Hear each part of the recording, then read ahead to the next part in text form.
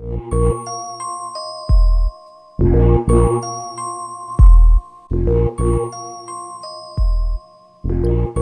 and we're rolling.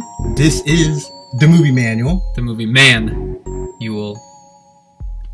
My name is Viet. I am joined by Bryan, and we are going to cover Clueless. Clueless. We are not clueless about Clueless. We were like spot on with Clueless. I feel like we did very well. I'm very proud of ourselves. Knew quite a bit about Clueless if you watched our live episode where we did the reveal that we were going to be covering Clueless. I felt like you knew quite a bit. I did. I felt good. And even though I've seen it, like I said, I think I've seen it within the last 5 or 6 years or something like that.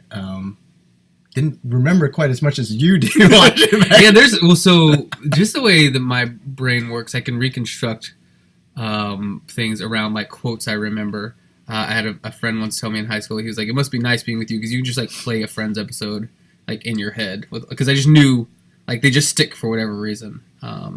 Yeah, so it's good. It's good. I remembered a lot about that movie and I remembered enjoying it and I enjoyed it thoroughly again. Yeah.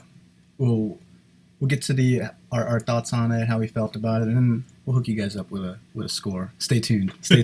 All right, let's start it off. We like to begin this segment with just a synopsis. What happened in Clueless, Bryan? So, based on Emma, Cher is played by Alicia Silverstone. She's a matchmaker, and really like is a romantic about things. A little self-serving. There are kind of 3 arcs that we found in the movie where she's first to serve herself in getting better grades. She tries to set up her teachers with each other because her theory is like if they are happy, they'll be a little more lenient because she's having trouble kind of fixing a bad grade she's gotten. Then there is the introduction of a new character, new girl to school, which is played by Brittany Murphy. She's Ty, if you remember her, red hair, curly hair, and that becomes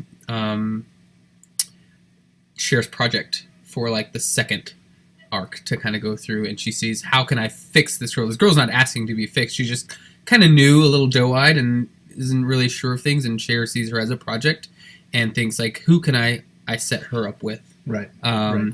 And then kind of the third arc, because she's basically trying to find happiness. It feels like Cher's trying to find happiness. So the last thing to do is to kind of her to figure out who she should be matched up with. So she kind of starts like thinking about herself. So it moves pretty linearly through those 3 things. There is a little overlap, obviously, but for the most part, matchmaker doing her best to help others, help somebody a little closer, and then finally helping herself. Right. I think that basically Yeah. covers it. Yeah. And does she ultimately help herself? Yeah. Big time. Yeah. All right. So for our next segment, we'd like to see how well did we do. With our review episode? We like to sort of go. What did we remember about it without having watched it yet? How did we do, Bryan? How did you do? Well, was it about the same what you remembered, or it's just like me at the end of a game playing hero ball right now, and everything is going in. I feel like it's just just like everything is coming up swish right now for me. I feel very confident about taking the last second shot here. Yeah, it was as I remembered. I think a lot of the stuff, plot points maybe not as much. If I'm being honest, it's like. I remembered generally, what happened, but there were definitely like vignettes in that I remembered like exactly what happened. I know I was spot on about the wardrobe machine. I did not remember that it was a touchscreen. A touchscreen. She had a touchscreen for her wardrobe like picker thingy, like the right. You know what I'm trying to say. Yeah. Machine. That walk where she's describing, she's got the new girl in school, she's the wizened person, and she's kind of picking out the different groups. Right. I didn't remember the names of them. What did she call them? The Smogies? Right. It wasn't like your typical like high school. It wasn't the terms that I think Was we were using, but Well, that was. I think this was big even then. This was like a lot. It changed a lot of like slang, right, and things started. Things definitely took and didn't take. Stuff has been recycled, like as if. But dope is like back hard. Dope has come back, and that was like I feel like introduced in this movie to me. I don't remember hearing it before then. It's dope. Yeah, It's dope. Stop saying There was what else happened? What else were we spot on about? We didn't really talk too much about characters, and we remembered Paul Rudd. He was great, charming, Yes, as ever. I knew I liked him, and he was definitely like he was such a good guy, and he was always like, oh gosh, I really don't want to help you. Oh, you asked twice. Okay, I'll drive out to wherever. I love how The like Valley. Yeah, right. She was just like, that's not like which one, where at, or whatever. It was just like, oh, you gave me a general location. Click, boom, picking you up. No cell phones. Yeah, people were using a Mapsco in this movie. I didn't remember that. Incredible. For those of you who don't know what a Mapsco is, if you're younger than us for some reason, it's just this thick You were. book because you were born late. It's this thick book, and like it's basically a grid into like think of a gigantic map the size of a wall, like condensed into a book. And you have to learn how to use a Mapsco. But there's no Google Maps. They're like in the middle of the valley looking like, oh shoot, the map ends. I have to go to like I'm on page 42. I have to go to page 67 to like get to that quadrant next to it. So that was interesting to see how technology. I think that's a fun thing we like to do is see how technology introduces itself. So they didn't have the brick phone, right? But they had. So we thought there was a brick phone. We thought they were using brick phones like the Zach Morris. Yeah. And they had basically like oversized candy bar phones. Yeah, it's those Nokias. But not like the cool Snake Nokia, like the like little longer rounded top with like a little antenna. So it wasn't a flip phone, it was just like a... It was funny because I don't know. I know there were phone cases and stuff like that, and maybe I was just too young to really kind of pick up on how much we accessorized smartphones, or not smartphones. I'm sorry, just cell phones. But I think another thing was the fact that all of these high schoolers were having cell phones. Was very different. Like not a lot. I think there were a lot of adults that probably didn't even have cell phones. Well, yeah, it was also like taking into account where this was Beverly Hills, right? Like, no, I think one of the fun facts I read about it was she actually has a 90210 address. Oh, like the house that she lives in, she has a 90210 address. Yeah, one of the things. This is kind of moving ahead to some of our thoughts, but you brought up the phone. We both kind of remember that I thought that they used like the ginormous phone, but they accessorized the phones, and it's very similar to the way we do it today. The way she had a thing where like the phone was attached to her. It was like a lanyard, yeah. But she had one where it was attached to the hand, and like that's an accessory on smartphones now. A thing that just attaches the phone to your hand, like a glove, or what do you mean? I don't know what you're talking about. It was kind of like this wrap, but like right now you have a thing behind your phone that you could. Gotcha. But it was like a wrap that like went like so she could kind of stick her hand into the phone like that. Interesting. And I was like, wow, that was like very that is how we that's how we accessorize our phones now, and they were doing it back then, even though probably not a lot of kids had access to that kind of technology. I think one of the things that I messed up on was what was his name, Elton's character.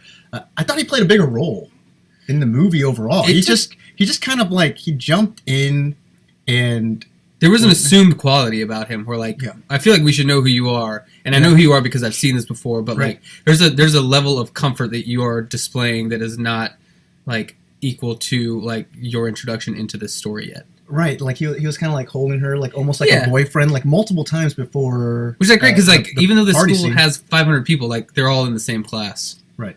Which is great. Yeah. And then other stuff that we remembered, like I didn't say this on, so maybe I can't actually claim this, but I definitely remember everybody getting together and like how the thing ended and all that stuff was like pretty solid in the dome. All right, let's move on. I think you were, like you said, you're feeling pretty good. Been swishing Flexing. left and flexing your Clueless. That's a weird flex, man. That's a weird flex. Yo, Clueless. I know a lot about that movie. That's weird. That's a weird flex. I was all over That's it. a weird flex. Let's talk about some of the interesting things that you. What were some of the things that you found interesting in the movie? Maybe some interesting themes or characters. What were highlights for you? Highlights for me were definitely the dynamic between the groups, because Cher kind of famously does not date high school guys. Mm-hmm. She kind of says as much. I think she like literally says it in the movie.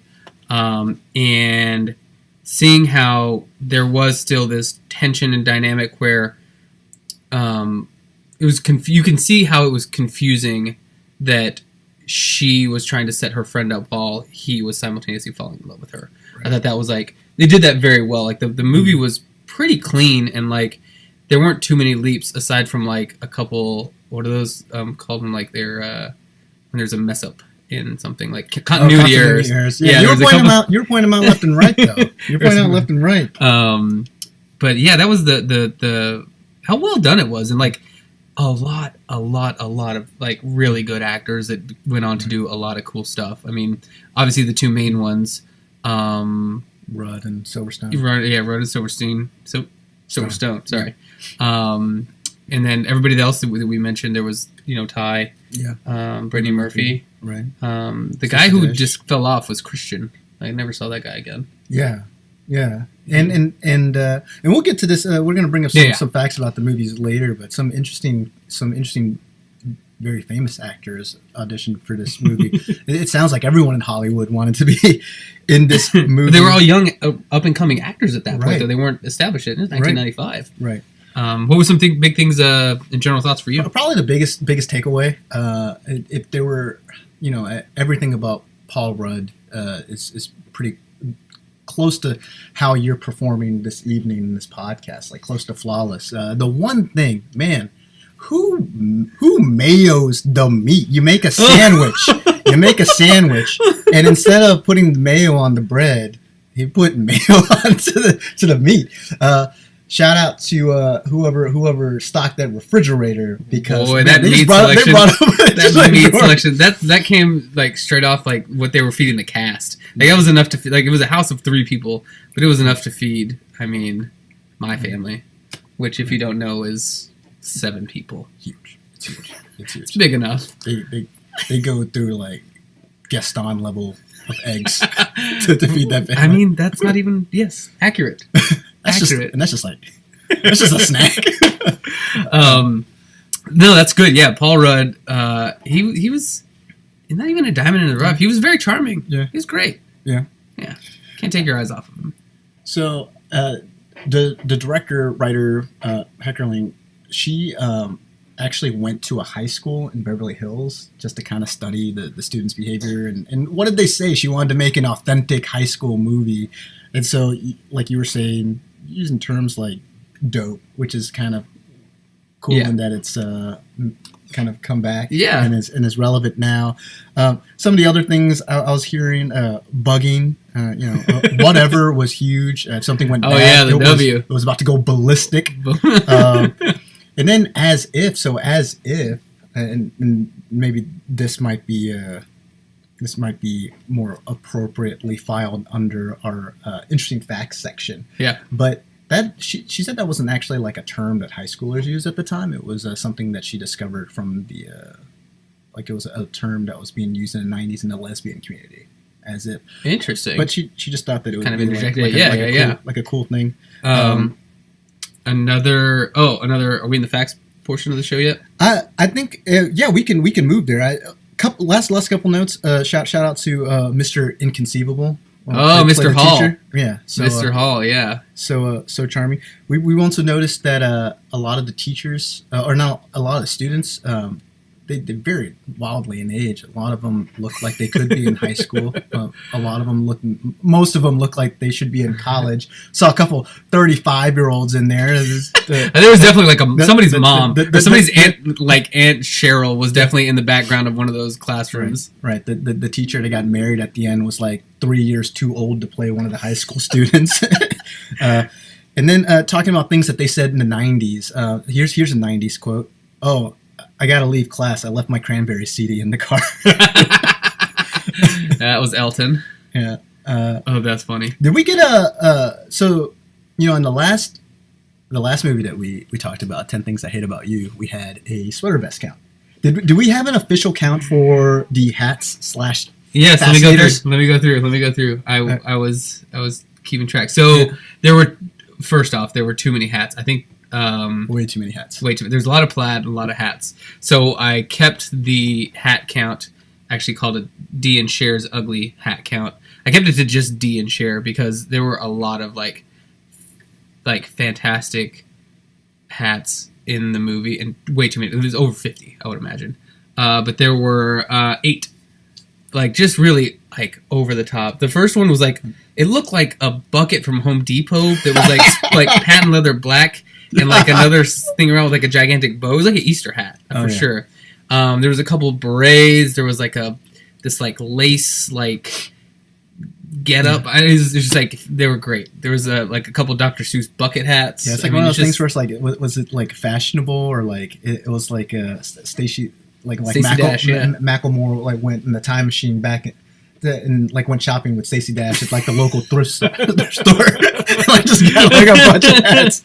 Oh, that was great. So yeah, the official hat count. So we did sweater vests, we did hats this time. I like that gimmick. Let's see here. We got shout out to Murray from Scrubs.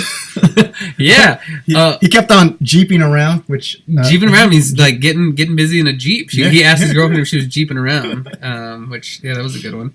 And also, if sexism wasn't cured by 1999, it sure as hell wasn't cured in 1995 at all. That time of the month seems to be an easy way for a guy to dismiss. Bodies are changing around that time, so it's very topical. I would feel like another thing that stood out. Cher is like a pathological liar. She's sweethearted, sweet-natured, but just like has a real fuzzy relationship with the truth. So, that was one thing that stood out. I also had the mayonnaise, maybe because you said that out loud. I didn't remember, like going back one segment. Yeah. I didn't remember her getting robbed. I remember her getting dropped off. Yeah. But getting robbed and like being upset that she was like, the most upsetting thing was that she was going to like ruin some Italian designers. Right. Whatever. Yeah. But, question. Yes. So Cher's character, likable? Like, yes, just because like doe-eyed, charming, very sweet natured, and I think she like nothing was done with malice. Yeah. So it wasn't like she was trying to lie to somebody. Right. Necessarily, it's not fair to say not for her own personal gain, but not for like at the expense of someone else. Like she was lying to like help her grades, or she was lying to like set up people in like, most like specifically in the brain now is just she basically fabricated an entire relationship between the two teachers so that they would both take it easy on her and her classmates to give them better grades. So she was basically telling them things that neither the either wasn't saying and pushing this thing down the road. So that's lying, but not like, and with the selfish end, but not to hurt them. Yeah, there seems to be like sort of like an innocence there. So the director for Clueless wanted she wanted someone like an Alicia Silverstone to be likable. So she cast someone that that would be likable to the audience. She didn't audition. Yeah, she did not audition. Got that's just like being got the call. Just being like, I want Alicia Silverstone. Man, being the Aerosmith. Yeah, that was she was in the Aerosmith. Yeah. But for so this was based on Emma, and when Austin wrote this character, she felt like this would not be a likable character. It would be kind of like a spoiled person that was sort of manipulating people for her own gain. And it was someone that she said that she wrote this character. She personally liked the character, but she didn't think a lot of people reading it would like it. A little bit different here in the movie. They cast someone that they thought would like it. I thought in a way, sort of like the way Rachel Green was written for Friends, was supposed to be someone that was kind of unlikable, spoiled, rich, but because Jennifer Aniston was such a likable, charming actress, you kind of ended up liking. Yeah, they Rachel's changed her character altogether. She was basically female Joey, and by the end, she was like kind of conservative. Not, right. I mean, not conservative, but just like she was not the floozy that she was in the beginning. Right. Yeah.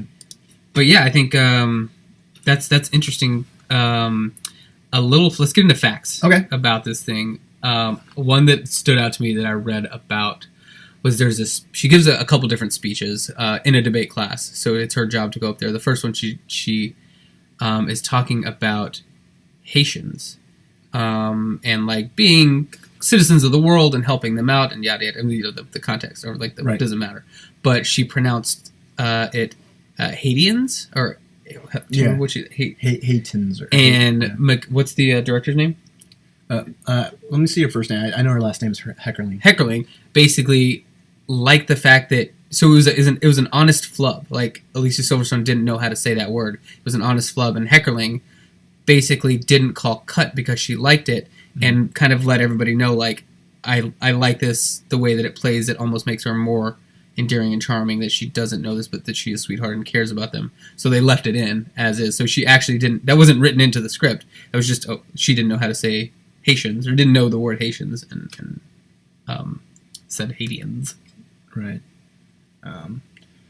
My one little factoid for the movie was so we know that a lot of people auditioned for this movie. A lot of people that would go on to be famous. I think Sarah Michelle Gellar was reached out to, but she had like some conflicts. Reese Witherspoon was someone that was like looked at for that role, along with a lot of famous guy actors that were trying to audition for some of the guy roles. I think you were saying Jeremy Renner was for was for the gay character for Christian, which is like in retrospect to see like Jeremy Renner has become like superhero Jason Bourne guy, right? To see like the kind of roles you just want you need FaceTime and they're truly like thespians and they take the role that is delivered to them and they do the best that they can. Right.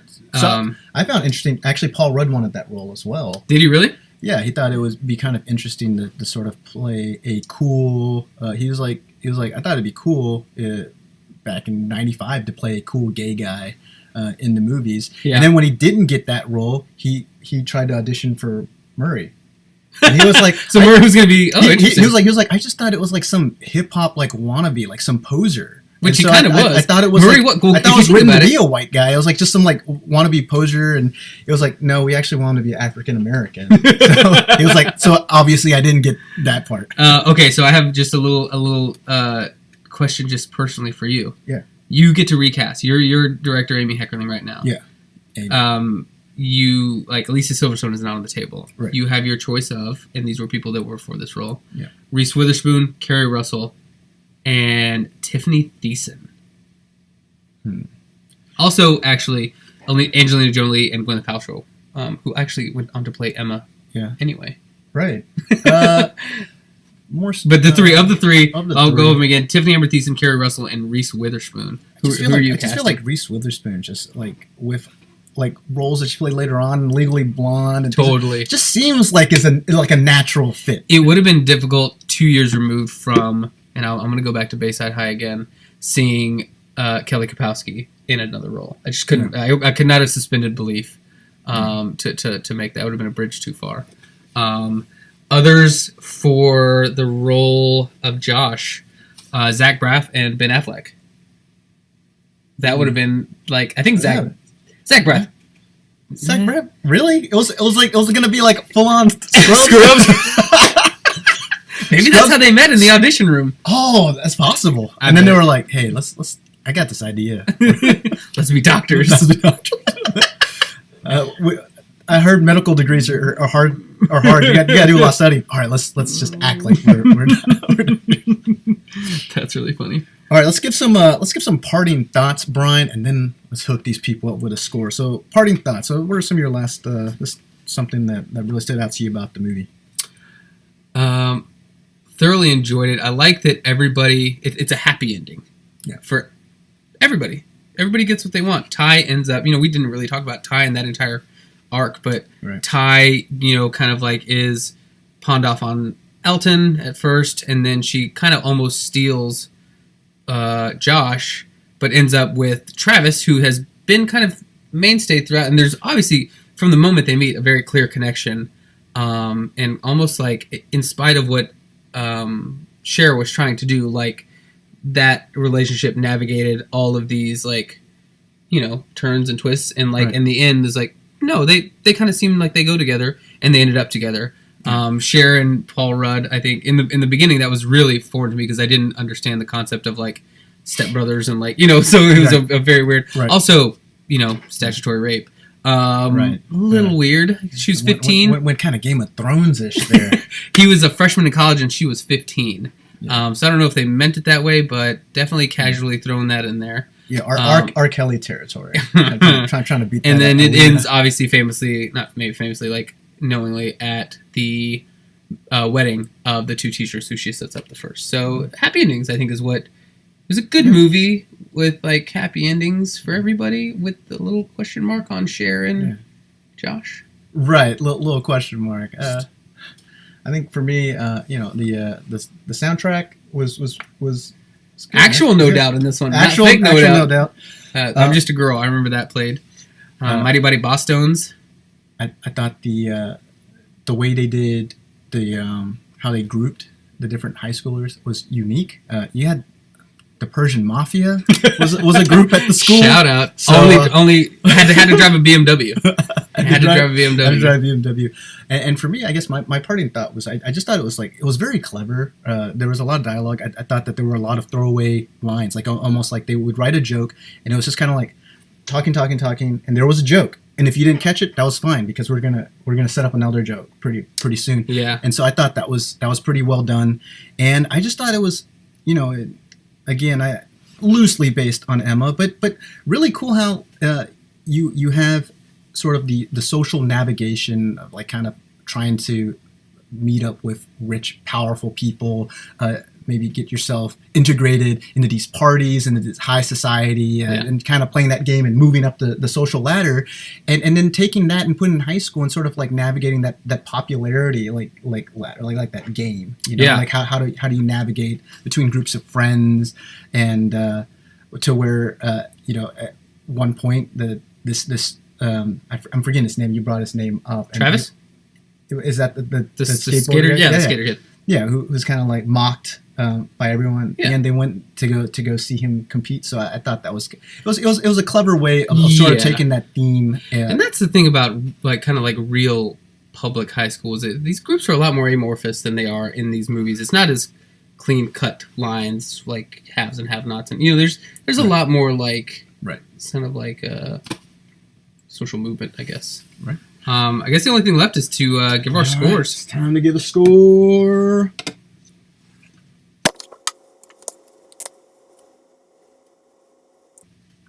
All right, ready for it? On the reveal. 1, 2, 3. 6, 5.5, my man. That's a full point difference. 5.5. Ooh, 5.5. So you liked 10 Things I Hate About You more than this one. I like 10 Things I Hate About You. So we both went 6s last time, and we went a half point in either direction this time. So still tied. This might have been because I remembered more, so I just liked it because it's your dream scenario. I'm just surprised you didn't go with a 7. Just go off perfect, man. You're so perfect. You know what? Room for growth.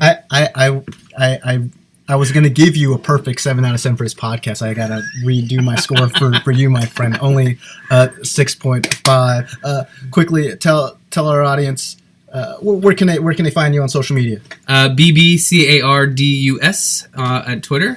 Also on Instagram if you want to see like pictures of like Washington D.C. and my family, and like occasionally Texas.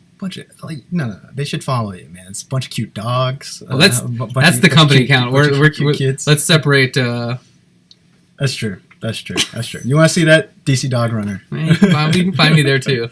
That's the more corporate. That's the buttoned up Bryan. Right.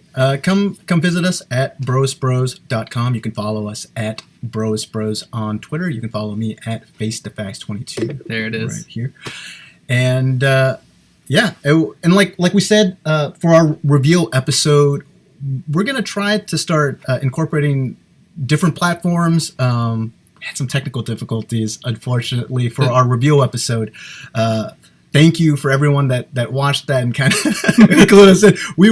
I was talking for a while. I had a monologue. I had this entire intro about how you got mail was Yeah. actually sort of a statement on fascism, but yeah, whatever. It's all lost now, lost in the ether. And thank you for hanging with us through this one. This has been fun. Right? All right, guys. Until next time.